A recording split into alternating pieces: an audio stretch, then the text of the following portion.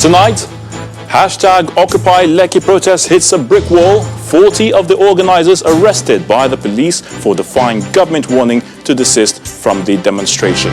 Granted bail. A member of the Lagos State Judicial Panel, Ebun Olu Adegburua, reviews his membership, says arrest of protesters in Lagos unacceptable. Federal government vows to stop further protests, insists the Buhari administration will not be forced to govern Nigeria according to the dictates of some persons. And former President Donald Trump acquitted in the Senate trial over the January 6th attack on the U.S. Capitol. Plus we have business and sports news. On business news tonight, despite revenue shortfall, the Federation Account Allocation Committee shares a total of 4.79 trillion naira to federal and state governments in 2020. And on sports news tonight, the Nigerian nightmare Kamaru Usman is confident of retaining his welterweight title against former training partner Gilbert Burns in the main event of UFC 258.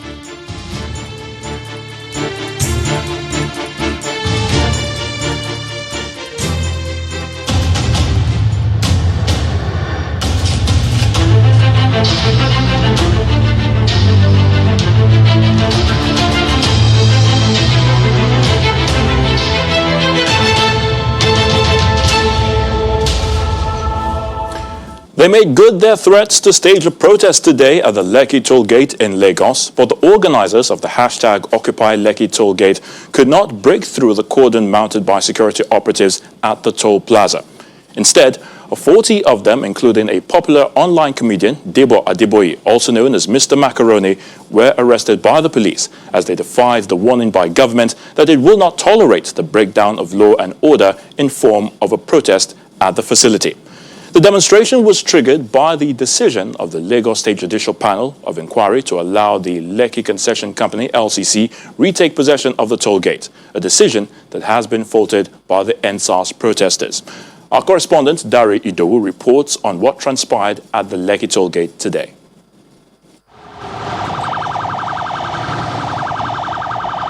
Sirens blaring, heavily armed policemen, not an unfamiliar scene at this toll plaza. What do we want? Justice! What do we want? Justice! What do we want? Justice! What do we want? Justice! Justice! Justice! It is relatively calm until a protester shows up.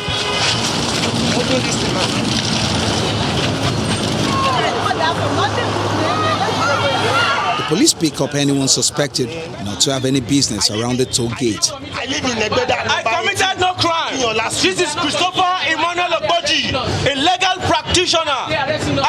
I'm a site engineer. I work with Dotum Construction Company. I'm working, heading to my second site when I was apprehended, and now I'm in a Black Maria. Locked in this van and expected to be moved to a station. How many people? How many people?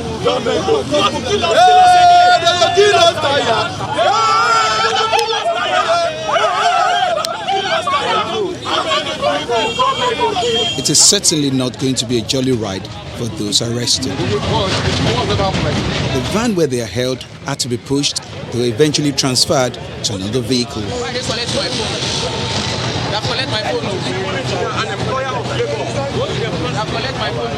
This toll plaza needs no introduction, at least to so many Nigerians. It's been a subject of debate since last October. Today there's been a series of activities, pockets of protest, and the police have also made some arrests. They are still on standby. They say they would not allow any form of protest that would degenerate into breakdown of law and order. With the show of force by the men of the Rapid Response Squad, the presence of security operatives become even more glaring. But that did not stop this protester from making her point. You cannot open this toll gate, no! You are not allowed to open this toll gate until the life that were lost here has been accounted for. The State Commissioner of Police is also at the toll gate. He says he needed to be properly briefed before answering any question. Sorry. How to talk to my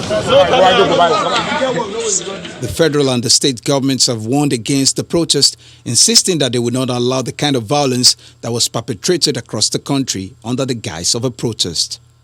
Dari Idu, Channels Television News. In the meantime, the police say those arrested at the Lekki Toll Plaza and later charged with conspiracy and conduct likely to cause breach of peace have been granted bail. They were arraigned at the mobile court at Banti, Yaba, Lagos. The police public relations officer in the Lagos command, Olumuyiwa Adejobi, says the arrested persons also violated COVID-19 protocols. According to the police, they will appear in court on the next date of adjournment, fixed for March the 2nd this year, and are expected to present their certificates of COVID-19 test. Following today's protest, a member of the Lagos State Judicial Panel of Inquiry probing the shooting at protesters at the Lekki Tollgate on October the 20th, 2020, Mr. Ebun-Olu Adigburua, says he is reviewing his membership of the panel. The senior advocate of Nigeria made this known in a statement today, claiming that the arrest, detention and dehumanization of protesters at the Lekki Tollgate are unacceptable. He says images, videos and sundry evidence he has seen shown police brutality of armless civilians at the toll gate. According to Mr. Adigburua, while there has been no closure on the events of October the 20th, 2020, it is worrisome that the security agencies have not learned any positive lesson from those occurrences. He states further, I cannot, in good conscience, continue to sit at any panel of inquiry to heal wounds and end police brutality when fresh assaults are being perpetrated with impunity. Consequently, I am presently consulting with my constituency within the civil society as to my continued participation in the NSAS judicial panel. He is demanding the immediate release of all those arrested in connection with today's protest, warning that nothing should happen to any of them while in the custody of the police.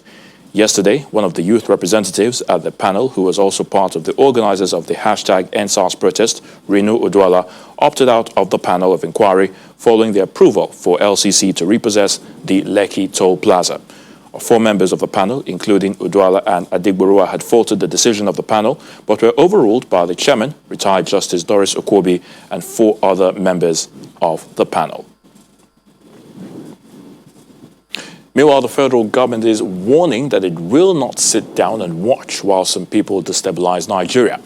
This is coming from the defense minister while responding to questions from journalists in Kaduna State on the fresh protests planned by some persons in Lagos.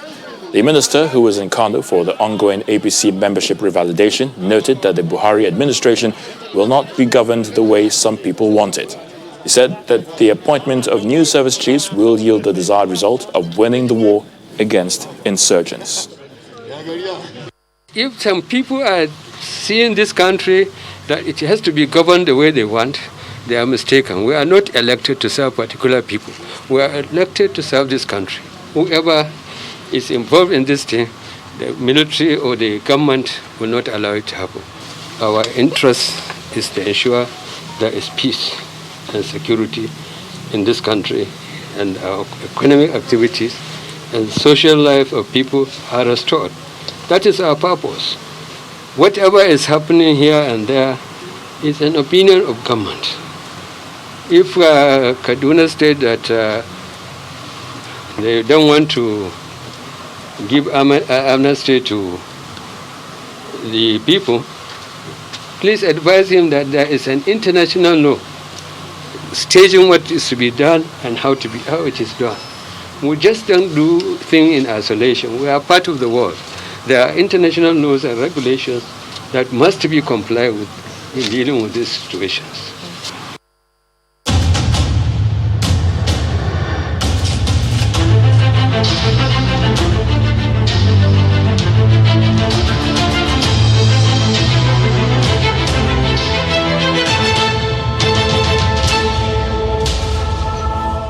As part of the federal government's commitment to addressing multiple security threats facing Nigeria, the National Security Advisor, Major General Babagana Monguno, has met with the General Security Appraisal Committee. The meeting, which was held on February the 11th, was attended by the service chiefs and heads of law enforcement, security and intelligence agencies, with discussions centered on the threats of kidnapping, terrorism, banditry, and armed robbery. A statement from the Office of the NSA indicates that the meeting resolved to strengthen interagency coordination, stakeholders' engagement and consultation in order to find lasting solutions to the multiple security threats.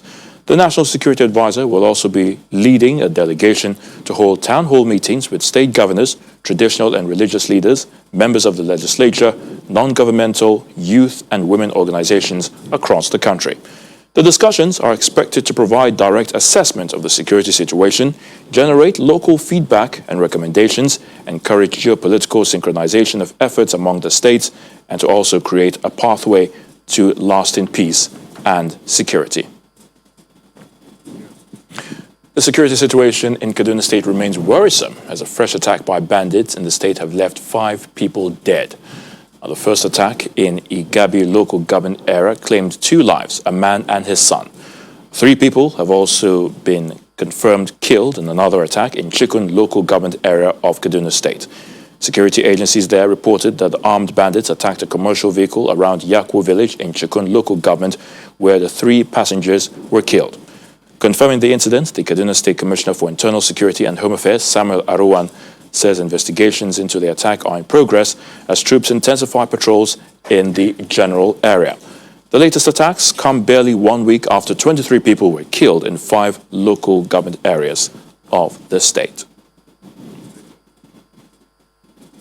After spending 4 days in captivity, the kidnapped Taraba State Governor's aide, Bala, has been released by his abductors in Jalingo, the state capital. He was released in the early hours of today at Gongon Maliki, a suburb of Jalingo metropolis. The state's acting police public relations officer confirmed this to Channels Television. It was disclosed that the governor's aide has undergone medical checkup and reunited with his family. He was abducted on February the 9th this year at his residence in the Sabongeri area of Jalingo. Neither the family nor police authorities could confirm whether ransom was paid to the kidnappers. Now, kidnapping in Taraba State has become a major-headed security threat to residents of the state, and they are calling on the state government to implement its anti-kidnapping law to end the criminal act. The family of a victim involved in a cult-related killing are still devastated over the death of their relative, Austin Emu, who was reportedly killed by members of a cult group. However, the state government is reassuring them that the perpetrators will be brought to justice. The rise in cases of cult-related violence and drug abuse, especially among the youth, is one that calls for serious concern, especially when innocent people become victims. My God! This woman's son, late Mr. Austin Emu, was killed in December last year by suspected members of a cult in Kwale, in Ndokwa West local government area of Delta State. The story had it that the victim was returning from a meeting when suspected cultists shot him at close range, killing him instantly. Since then, his family are still grappling with the reality of the loss. Time is going for, as in all this operation of a thing. If I didn't hear his voice or he pick up my calls, I won't be comfortable. We normally go out for operations. Maybe they are fighting, they will call him, he will rush. Even though he's eating, he will leave the food on the table and rush for the operation, which I will be scared of. The work he's doing, I'm not comfortable of it. I'll be complaining about the work because the work, so many bad boys around us, they will be threatening us, threatening him that they will kill him. Delta State government, through the State Orientation Bureau, is here to sympathize with the family as part of its activities in the ongoing campaign against cultism, drug abuse, and examination malpractices in schools in the state. Put your hands together for him. Here at the government model secondary school, Asaba, the message is clear: cultism kills. Even my parents have been warning me about cultism, and also I've seen many situations. Also, some of my friends that join cultism, they end badly. So this event that is happening here is making a very good, big positive impact in my life, not only my life, even my friends' life, my students, our students here. It's making a positive impact. It's helping us to move ahead. It's helping us not to stumble in the future. The government also plans to go beyond talking to students to introducing other platforms that will help drive home their message. The need for it is to continue monitoring. The need for it is to continue a mentoring exercise so that at the end of the day, our children, our wards within the secondary, primary school, and ahead of the tertiary institution will be instilled with the needed discipline to carry out good life. As the government plans to visit more schools across the 3 senatorial districts of Delta State, residents have been urged to report any form of cultism and drug abuse in order to nip the menace in the bud. In part 2, after the break, more endorsement for ranching of cattle in the country, as Sokoto State Governor Aminu Tambuwal says time for change of practice, even as we have more on the bandits' activities in Kaduna. Join us again.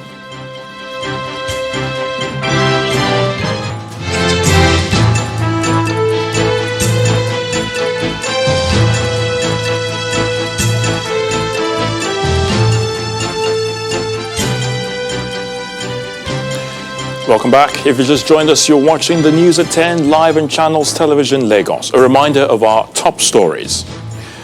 Hashtag Occupy Lekki protest hits a brick wall. 40 of the organizers arrested by the police for defying government warning to desist from the demonstrations granted bail. A member of the Lagos State Judicial Panel, Ebun Olu Adigboruwa, reviews his membership, says arrest of protesters in Lagos unacceptable. Federal government vows to stop further protests and says the Buhari administration will not be forced to govern Nigeria according to the dictates of some persons. And former U.S. President Donald Trump acquitted in the Senate trial over the January 6th attack on the U.S. Capitol.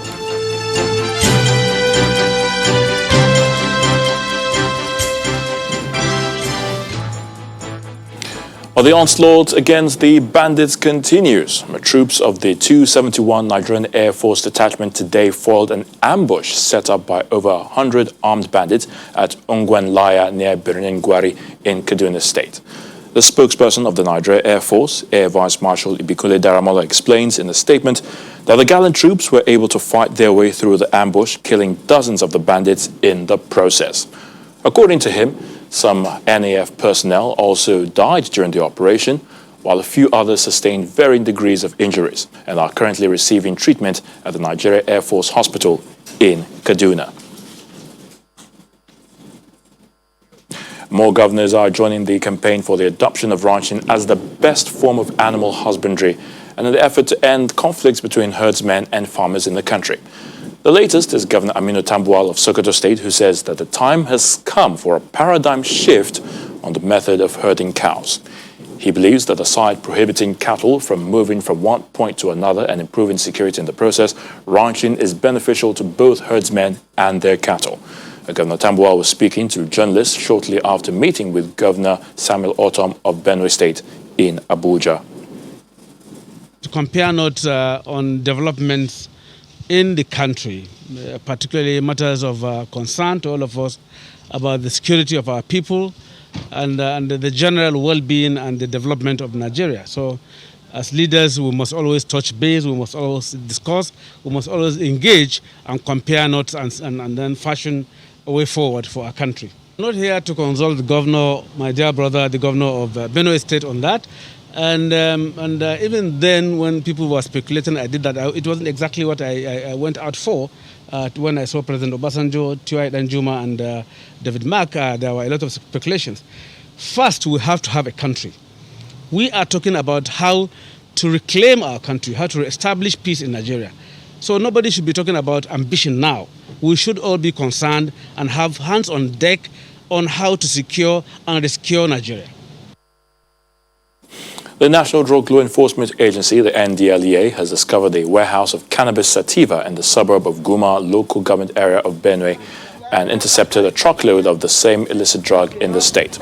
The agency last week arrested 7 drug barons operating 4 large warehouses in Upuje Forest, Owan local government area of Edo State, where a total of 16,344 bags of cannabis and seeds weighing 233,778 kilograms were seized, in addition to 2 pump action and 1 double barrel gun. Now, the estimated street value of the seized illicit drug was put at over 1.4 billion naira. The state commander of the NDLEA, Mrs. Florence Ezonye, revealed that 1,578 kilograms of cannabis were seized. She also explained that the commander intercepted an empty trailer from Oka, Anambra State, heading to Lafia in Nasarawa State. But when properly searched, 600 blocks of compressed cannabis sativa weighing 600 kilograms were discovered in a compartment constructed under the flat belly of the truck in Makodi, the Benue State capital. The instruction from the Central Bank of Niger to close all bank accounts transacting in cryptocurrencies has been generating reactions from the Nigerian youth who believe that the ban is another policy of the government meant to stifle their financial empowerment. This next report examines the ban by the Central Bank of Nigeria, the different views on cryptocurrencies, and one man's story on how he paid kidnappers $15,000 in Bitcoin as ransom for his kidnapped daughter. This is the popular Kwame Nkrumah Street right here in Asokoro in the nation's capital. And it is at that spot right behind me that in 2019, a young girl had just gone into that store, popularly known as Blinkers, to get a few things for herself. It was as she was coming out of the store that she was attacked by kidnappers who took her away and demanded her father pay her ransom in Bitcoin. This is the kidnapped victim's father. He's still reeling from the shock of the events of that September. The kidnap was the beginning of the worst 48 hours of his life. When you say Bitcoin, I was thinking maybe it is a coin or something like that. No. So this is what they call cryptocurrency. So he said he has given me until 4 o'clock to pay the $15,000. But I said, I don't know how to do Bitcoins. He said, then learn. I said, from where? He said, find out. But don't forget, it's your daughter's life that is on the line. I give you until 4 o'clock. The girl was released after the $15,000 were paid to the kidnappers in Bitcoin. I said, okay. So his fears are founded. But Bitcoin is not the only way criminals carry out transactions. The Central Bank of Nigeria released a statement on the 5th of February 2021, directing banks to ban all accounts engaging in cryptocurrency transactions. The ban drew public criticism from a cross-section of Nigerians on social media who accused the government regulator of not being proactive. I mean, Bitcoin is an investment platform. I mean, people don't just invest with Bitcoin, they actually trade Bitcoin in Forex. So banning it now, it's not really encouraging the youth, I'm going to say. I think it's a very, very bad move from the government. So many Nigerians have lost huge sums of money. And funny enough, that hasn't changed anything really because the value of Bitcoin keeps going higher. So I think they should think of other ways that they can use to curb both terrorist financing and a lot of other things which they claim is their reasons for laying such ban. There are some, however, who, like the father of the kidnapped girl, welcome the ban by the CBN. Honestly, I feel better about that. The decision by the CBN is okay because they are taking advantage on it to do people here and there, and I've experienced it. I was a victim of MMI. When the thing came out, I put towards the end. I didn't get anything up to today.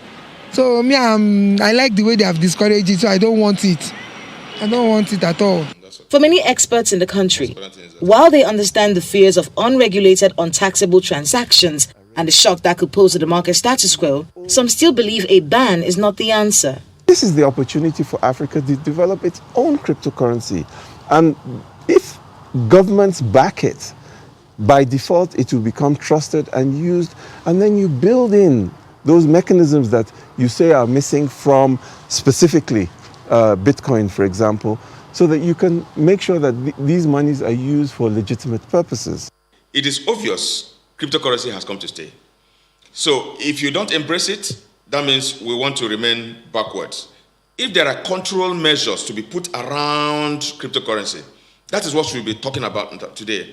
The conversation continued at the National Assembly. The Senate has a responsibility to ensure that the nation and citizens do not miss out on the opportunities that cryptocurrency offers, and in the same vein, mitigate and prevent likely consequential effects on the nation's economy and security.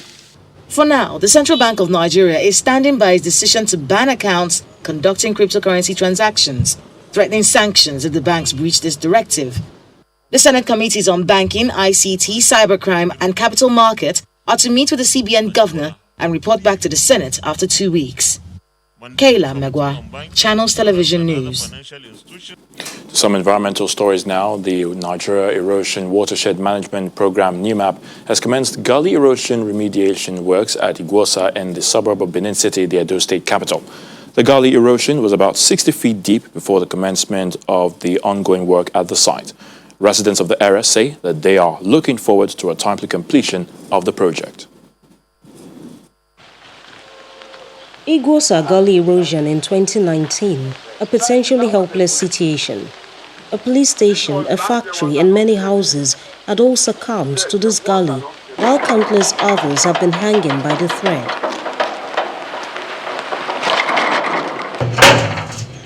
At Ekiwa in Ute, this old lady has already lost 3 rooms in an 8-room house.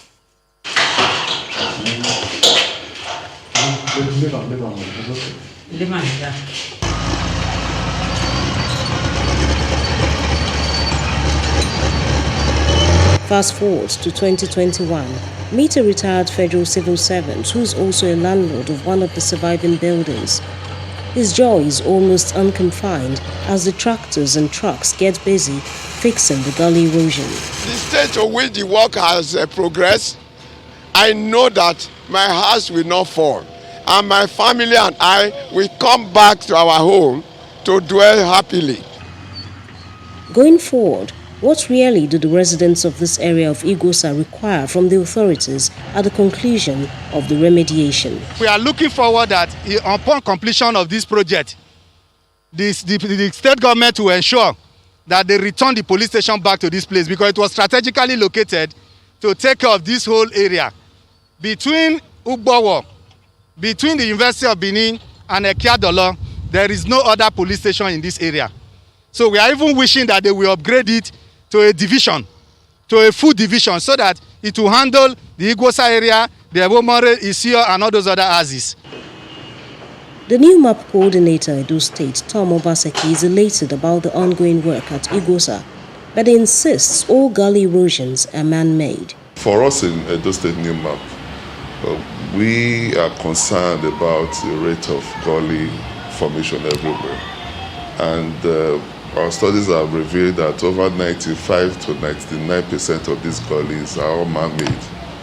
They were never there some years ago. So their creation of too accelerated development and several other factors which have been the impact, which is made up of the aggressive impact of human beings against the environment.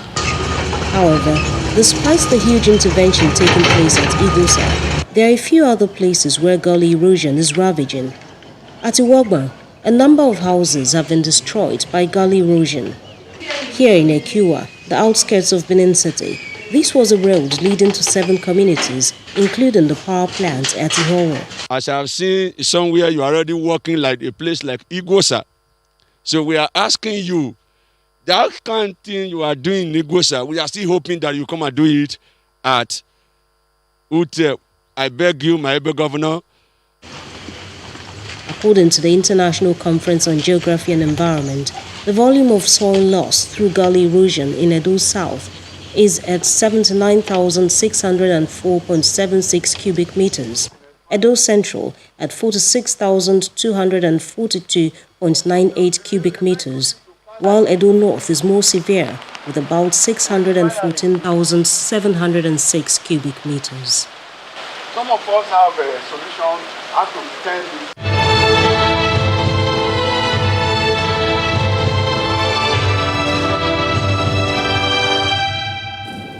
The Sokoto State government has constituted a 14-man committee of Nigeria COVID-19 Action Recovery and Economic Stimulus. Speaking during the inauguration of the committee, Sokoto State Governor Aminu Tambuwal says the committee is to provide strategic basis for expanding access to means of livelihood support, food security services, and grants for the poor and vulnerable households in the state.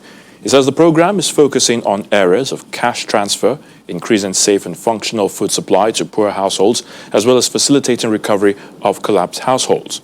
Meanwhile, in Kaduna State, at least 29,412 vulnerable households of the state have been selected to benefit from COVID-19 palliatives.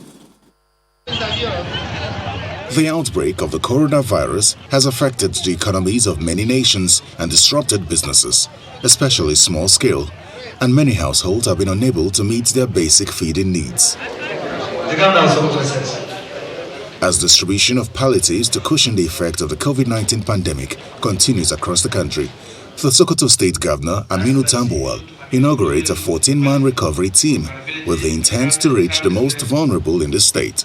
In view of the fact that poor and vulnerable households and farms are faced with challenges of meeting their daily needs and obligations, it becomes incumbent on government to find the best ways to provide support to most affected categories of the populace. This informed our decision to join and participate in the NCARES program. Nigeria NCARES program is an emergency package offered by the World Bank Group to cushion the effects of the COVID-19 shocks and support recovery efforts of local economic activities. For the governor, effective planning for the citizens depends largely on available statistics. I urge the State Bureau of Statistics to make more efforts in collaboration with the various stakeholders to develop a robust system of collecting, compiling, analyzing, and interpreting statistical information for input into policies and programs, especially in the area of human capital development. In Kaduna State, the state government says it is targeting all the 4,209 polling units in the state. At the flag-off of the third round of COVID-19 palliatives distribution, the Speaker of the State House of Assembly assures that distribution will be fairly done. I first appeal to the committee that they should look to the people that they know they are vulnerable. Yes. Those deserve to take. Yes. That is the first. Second, to the beneficiary, please, this is a gesture. They should not sell it or give it to somebody that is not supposed to be given to. Over 29,000 vulnerable households across the 34 local government areas of the state are expected to benefit from the distribution. Indeed, the COVID-19 outbreak has in the last 1 year put many medical professionals across the globe to tasks, with the majority of countries and their health workers directing their energy towards preventing the spread of the virus. Here in Nigeria, the Presidential Task Force on COVID-19 continues to coordinate a national response for the virus, issuing guidelines and ensuring supplies of relevant materials for treatment and prevention. Our next report focuses on COVID-19 as it affects responses to other killer diseases in the country. The COVID-19 outbreak has no doubt stretched the healthcare system of many countries around the world, including Nigeria. After the index case of the virus in Nigeria was recorded on February the 27th last year, the federal government set up a presidential task force to coordinate a national response to the pandemic. For almost 1 year of coordination, the task force continued to suffer some form of resistance from citizens and subnational governments who refused to comply with the directives. The infection rate in Nigeria rises to over 143,000, with fatalities hitting over 1,700, forcing so much pressure on an already weak healthcare system. This has also weakened the response to other diseases in the country. Nigeria's response in the fight against TB suffered a decline due to COVID-19, and a new strategy is needed to ramp up performance. There is over-concentration of attention towards COVID-19, and ultimately with a negative impact on other aspects of service delivery. Whereas you don't have sufficient consumables to test for anemia in the laboratory, you don't have even adequate sample bottles to test for malaria, typhoid, common endemic diseases in the environment. You don't have sufficient capacity to test it, but you have supersonic molecular laboratories all around the country to test for COVID-19. But some medical practitioners also believe that the outbreak of the coronavirus has its positive impact on the healthcare system. For now, we are seeing more of COVID. But of course, over time, you may see some other infectious diseases. But the pattern of management is actually similar, in terms of isolating, taking to holding and then confirmation and then isolating. So COVID has actually come to make the health workforce actually retrain on how to manage some of these cases. Available data from the Ministry of Health and the World Health Organization reveals that diseases such as tuberculosis, Lassa fever, and malaria continue to ravage the country. According to the World Health Organization, an estimated 429,000 cases of tuberculosis is reported annually in Nigeria, resulting in about 157,000 deaths. Malaria kills an estimated 300,000 people yearly, while Lassa fever is reported to have killed at least 227 people as of October last year. Experts say that the burden of these diseases is so heavy that the response to them should not be ignored, even in the face of the COVID-19 pandemic. We cannot completely say that we are not paying attention to those other diseases, but to me, it's just that the attention needs to be increased, particularly diseases like Lassa fever, malaria, of course, that has always been with us, and many other vaccine-preventable diseases. The ravages of COVID-19 is obvious around the world, and the Nigerian government cannot afford to relax in its response to the deadly virus. However, experts insist that this has to be done side by side with responses to other killer diseases in the country.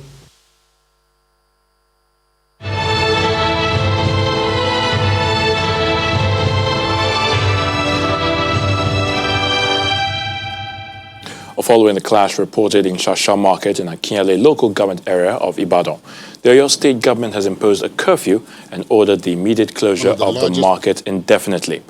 In the statement by the Chief Press Secretary to Governor Seyi Makinde, Mr. Taiwo Adisa, the curfew is to run from 6 p.m. to 7 a.m. to forestall breakdown of law and order.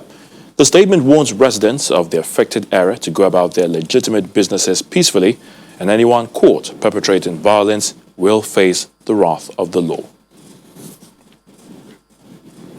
A late-night fire has razed over 90 shops in the largest plaza at Wunti Market in Bauchi, capital city. The cause of the fire is still unknown, but it started in a section of the plaza where a salon, computer and tailoring shops were located. No life was lost in the incident, but shop owners said they lost everything because it was impossible to evacuate their materials due to the intensity of the fire. Business activities in the plaza have come to a halt as traders now count their losses. While we came here, the fire was still on, and the fire service were trying to quench the fire. But all of a sudden, they said their water has finished and they're going to get water. I was like, how is this possible? So that was how the whole thing ended. We couldn't pick even a pin. Like you see the shop now. It's not opening. This is how it is. They've tried to open it since yesterday. I can't even open it. And on the spot assessment and directed them that they will do what should be done after we have assessed their shops. They should write the damages, the amount of what they have lost, and submit it to our office latest by Monday morning. Governor Udom Emmanuel of Akwa Ibom State has lauded the interim administrator of the Niger Delta Development Commission, NDDC, for engaging major stakeholders to enlist their collaboration in addressing the challenges of developing the region. The governor made this commendation while receiving a delegation of directors led by the NDDC interim administrator, Mr. Effiong Akwa, on a courtesy visit at Government House, Uyo. Gentlemen, please welcome the Governor of Kaduna State. The arrival of Governor Udom Emmanuel kickstarts the meeting with the NDDC team. He promises to support the NDDC's interim administrator, advising him to put things in place to ensure corporate governance in the commission, urging them to complete the power transmission line from Ikotabasi to Alauji Power Station in Aba. He also commends the NDDC for donating 6 waste disposal trucks and bins to assist the state in maintaining a clean environment. We are ready to collaborate with you. We are ready to partner with you because you are ready to agree with us. The Bible says, can two work together except they agree? But please make use of this opportunity and leave a mark, leave a legacy. Power is the cheapest that you need to do. Please, interim administrator, even if you have 1 week in office, complete the transmission line between Ikorobasi and Ekbarakwa. Let's link it up with the one that is coming from Laoji. Once we do that, we'll be able to evacuate a whole lot of power we are generating from Ibom Power to the national grid, and that will help the entire region. So we're hoping with the target you have to foster collaboration within the partner states and develop a working partnership with all the stakeholders. I'm sure you'll achieve a lot more. The NDDC's Chief Executive Officer explains to Governor Emmanuel that his visit is part of the Commission's continuing engagement with stakeholders of the Niger Delta region. One of the key prescriptions of the United Nations Sustainable Development Goals is partnership. We build a strong partnership within a shared and broad vision for development. We make it easier, more practicable for every stakeholder in the Niger Delta to work towards facilitating a region which fulfills our collective aspiration and meets the yearnings of the people of the Niger Delta. But we do not know it all. That is why we are here. That is why we have come here to listen to you, to pledge to work with you as a strategic leader of our region towards ensuring that what we do, for instance, in Akwa Ibom State, is in the discharge of our mandate, meets your approval and enjoys your cooperation. High point of the visit is the presentation of keys to the 6 waste disposal trucks to the Akwa Ibom State government to assist the government in its efforts to improve the sanitary conditions across the state. The Navy have been tasked to uphold their responsibility of protecting the nation's maritime space despite associated challenges. A recently retired Chief of Naval Staff, Vice Admiral Ibok Ite Ibas, dropped this message during his pull-out parade in Lagos. He also sues for full cooperation to be accorded the new Naval Chief, Rear Admiral Awal Gambo, who took over from him in January this year. Dignitaries, including past naval chiefs, serving officers, and heads of various government agencies, are gathered at the naval base Apapa to witness the pull-out parade of the recently retired Chief of Naval Staff, Vice Admiral Ibok Ite Ibas. The ceremony, marked by activities of a guard of honor and a march past, is in line with the naval tradition whenever the mantle of leadership transits to a new naval chief. Recounting his journey through the force, Vice Admiral Ibok Ite Ibas asked personnel of the Navy to uphold their responsibility of protecting the nation's maritime space, as well as give necessary support to his successor. Dear colleagues, the returned opinion is that you have done exceedingly well in the past, but you can do better. I therefore urge you to rededicate yourself to your task and responsibilities and make exemplary discharge of your service a certainty of your life and a routine. I received widespread support from you all and encourage you to accord more to our new Chief of the Naval Staff.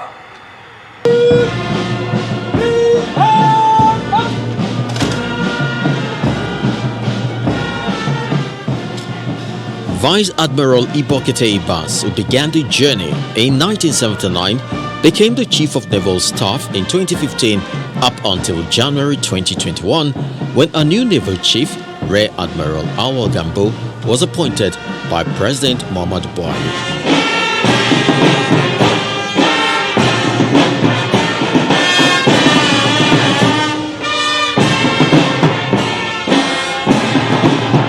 The Navy bids him fair wind, marking the end of a journey of over 4 decades. Chris Lamps, Channels Television News. Time now for some business news, and Teniola Shobwale is standing by. Teniola.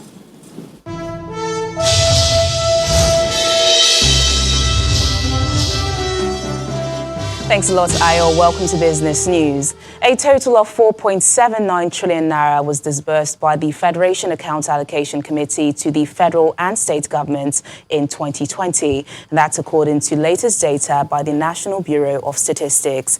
A breakdown shows that of the total amount, the federal government received the sum of 2.49 trillion naira, while states got a total of 2.30 trillion naira within the period on the review. The report shows that January and August had the highest amounts disbursed, while Delta and Akwa Ibom states had the largest allocation of 186.83 billion and 146.27 billion naira, respectively.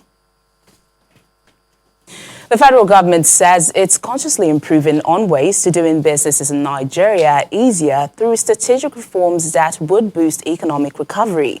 According to the Minister of Finance, Budget and National Planning, Mrs. Zainab Ahmed, the reforms would make MSMEs contribute more than the 48% to GDP, 96% of operational businesses, and 84% of employment generation. She adds that the Finance Act 2020 has made provisions for the necessary business-friendly environment for MSMEs to thrive through mitigation of double taxation, providing tax-free period for the agriculture sector, as well as exempting small companies from paying companies income tax and value-added tax.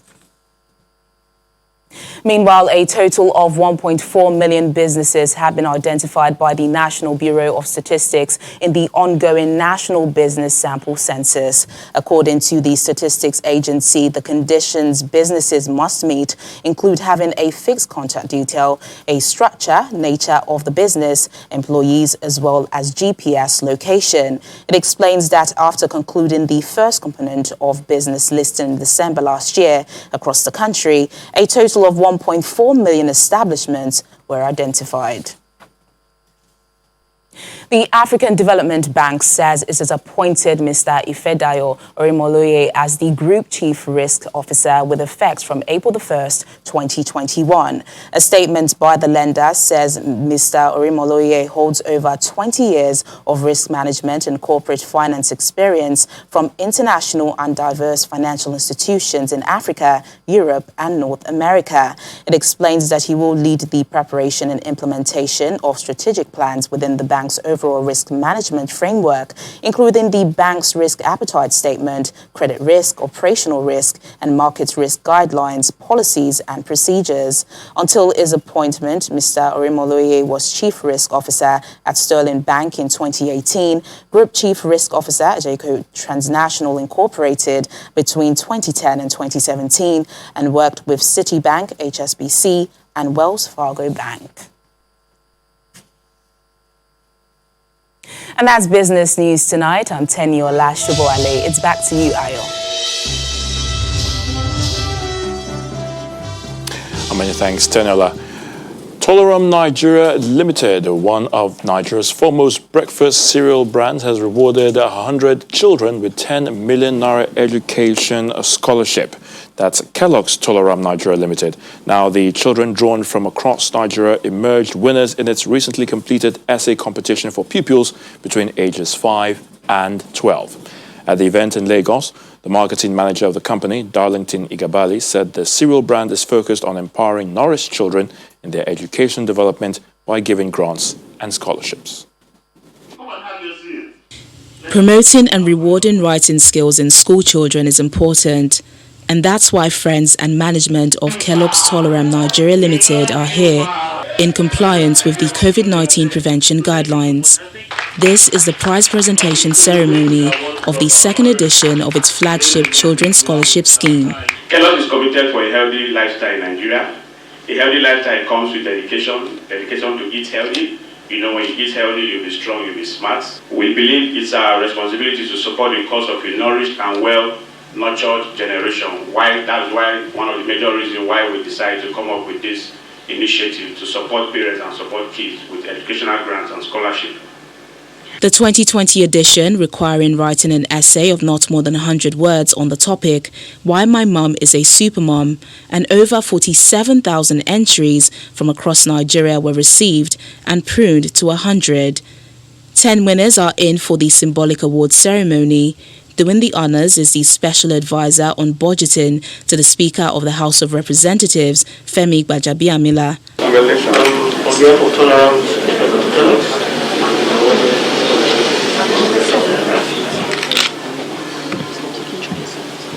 They came to our school, I submitted it, and that's how I won. I'm actually very, very happy because this is my first time. Success for students is not complete without teachers who devote their time to helping them hone their skills. 4 of them were called, and 3 of them, because of age restriction, 3 of them won. I'm so proud of Kellogg's, exposing these children. For the guest of honor, it's heartwarming to see brands investing in education. Having those kids have interest in improving their writing abilities and giving a reward, for those that have exemplified themselves is really commendable. As a brand, I want to congratulate them. I want to also encourage them to continue to support educational development in Nigeria. Thank you, everybody. Thank you so much. Kelloggs Toleram Nigeria Limited started production in Nigeria in 2018 with the Kellogg's Cornflakes, Cocoa Pops and the Moon and Star breakfast cereals. Kayode Alayande standing by for sports news.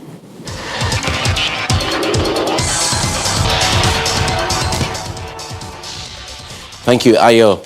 Welcome to Sports News. The Nigerian nightmare Kamaru Usman is confident of retaining his welterweight title against the former training partner Gilbert Burns in the main event of UFC 258. Usman and Burns were training partners in South Florida, beginning with the Black Zillions team in 2012, but the 33-year-old says there wouldn't be any love left when they enter the cage at the UFC Apex in Las Vegas in the early hours of Sunday. Usman has been champion since March 2019 in his 2 successful title defenses, while Burns has won 6 fights in a row. I'm feeling good. Of course, the narrative is I'm fighting someone that I'm familiar with, but at the end of the day, I'm feeling good. He's felt me before. And then, of course, he's on a streak. He's got that ultra confidence right now that he's the guy, that he can do this. And so it's my job to go in and let him know that, it's not his time yet. I know him a lot. He knows me a lot. And there's a little intrigue, right? Because I do believe I'm going to win. He does believe he's going to win. And then we'll find out.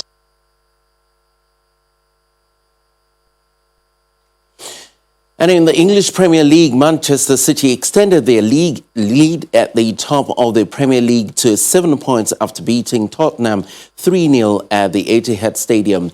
Ilkay Gundogan scored twice after Rodri had put City ahead from the penalty spot midway through the opening period. Since losing at Spurs in November, Man City are now unbeaten in their last 14 Premier League games with 12 victories, including 10 in a row, and 2 draws.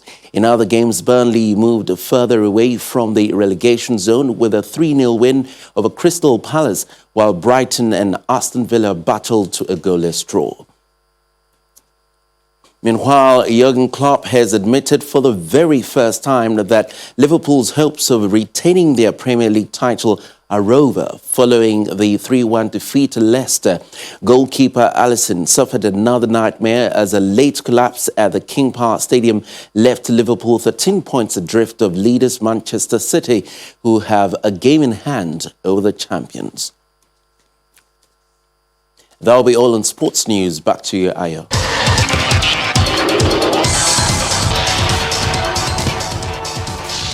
Many thanks, Kayode. The U.S. Senate has acquitted former President Donald Trump in his second impeachment trial, voting that he was not guilty of inciting the deadly January 6 riots at the Capitol. The vote was 4-3 not guilty to 57 guilty, short of the 67 guilty votes needed to convict. 7 Republican senators voted that Mr. Trump was guilty of incitement, but most Republicans argued that the trial itself was unconstitutional because Mr. Trump is no longer president. This was a second impeachment trial, the only time a president has been through this process twice. The yeas are 57. The nays are 43. 2/3 of the senators present not having voted guilty the Senate judges that the respondent, Donald John Trump, former President of the United States, is not guilty as charged in the article of impeachment. The presiding officer directs judgment to be entered in accordance with the judgment of the Senate as follows. The Senate, having tried Donald John Trump, former President of the United States, upon one article of impeachment exhibited against him by the House of Representatives, and 2/3 of the senators present, not having found him guilty of the charge contained therein, it is therefore ordered and adjudged that the said Donald John Trump be, and he is hereby acquitted of the charge in said article. Meanwhile, former U.S. President Donald Trump's office released a statement just moments after he was acquitted. It reads, "This has been yet another phase of the greatest witch hunt in the history of our country." He does not mention the January 6 riot, rather reiterates the narrative that Democrats are the party that supports rioters and mobs. The statement adds it is a sad commentary on our times that one political party in America is given a free pass to denigrate the rule of law, defame law enforcement, cheer mobs, excuse rioters, and transform justice into a tool of political vengeance. He concludes with a look to the future and a promise to his supporters, saying, "Our historic, patriotic, and beautiful movement to make America great again has only just begun. In the months ahead, I have much to share with you, and I look forward to continuing our incredible journey together to achieve American greatness for all our people." And the main news again. The hashtag Occupy Lekki Tollgate protest today hit a brick wall as 40 of the organizers were arrested by the police for defying government warning to desist from the demonstration. The police says all the arrested persons were granted bail following their arraignment at a mobile court at Yaba. And that's all on the news at 10. I'm Ayo Tunde Balogun. From all of us here, it's good night. Stay safe.